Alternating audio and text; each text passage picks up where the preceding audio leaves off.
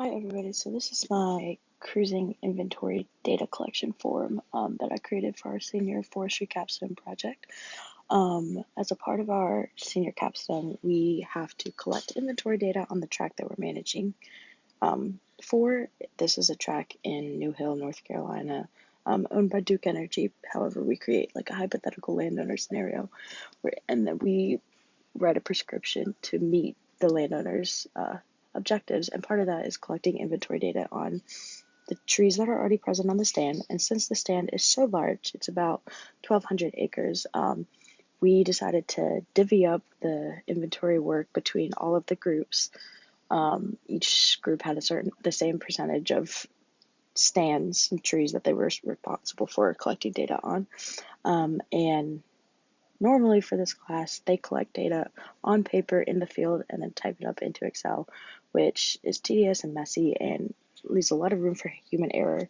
So I want to see if I could create some sort of automated form for data collection just to decrease the chance of error, make it a little bit more quicker for all of us, and keep us from having later errors in our calculations and management later on due to a tiny little mistake made. So I've used a bunch of cruising softwares in the past. Most of them have been proprietary or in-house softwares. There's not really any guide or any example of free softwares to use, so I decided to try and create my own for this class by modeling it off of the ones that I've used in the past, and I used ESRI ArcGIS products for this app.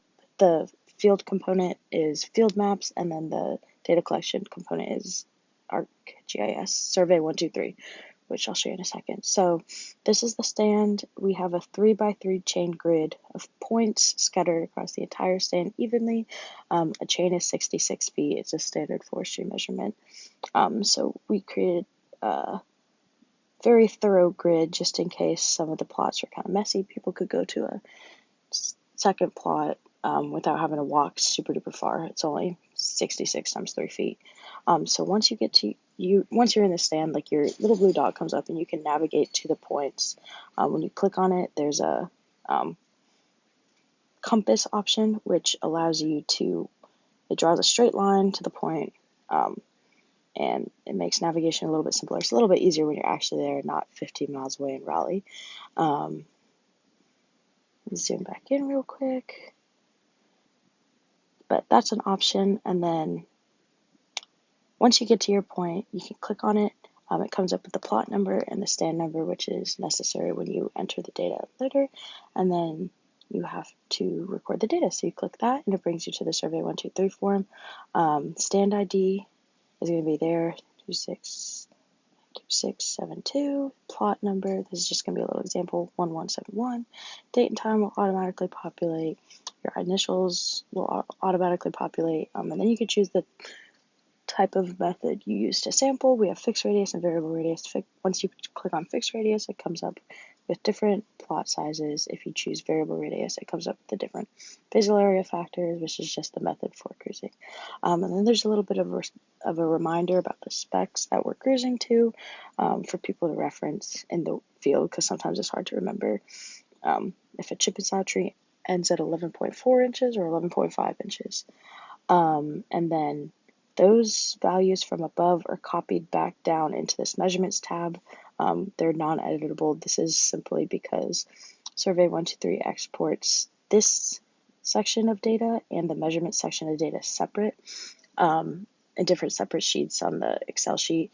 And so to make it simpler for data management, I had it copy it all down so it will have a column on there already.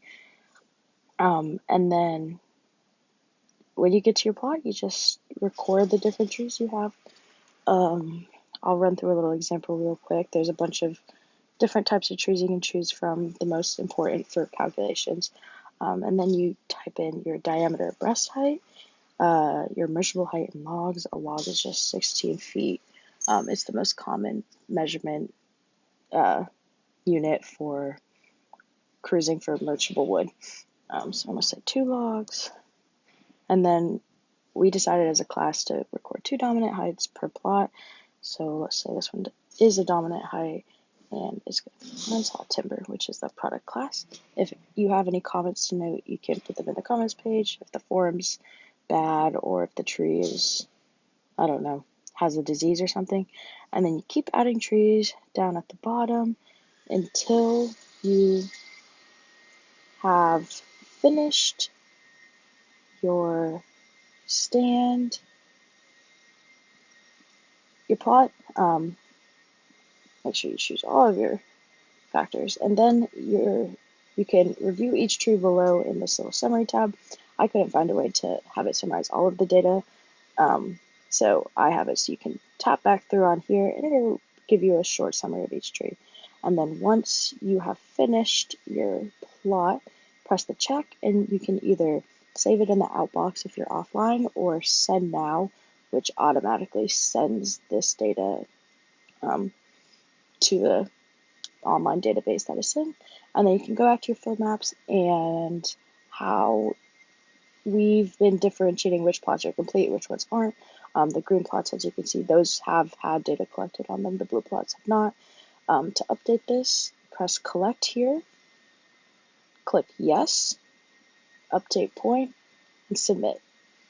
This just creates a new layer on top of the point that's already there with a new value of crew status, but it's effective enough for marking off a point for us. And so this is the field mobile component of the project.